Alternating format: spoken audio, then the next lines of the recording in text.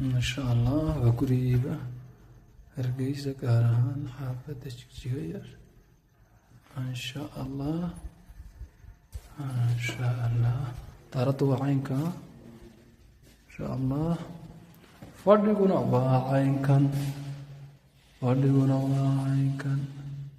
aad buu qurux baday runtii waa 4 jiifa fadhigii iyo cuntadii iyo qolkii dibadda dayrka laba gaari ayaa galaya insha allah waayahay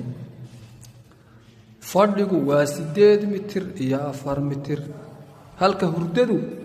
6 mitir iyo 5 mitir oo isku weera ay tahay daaraddu waa tan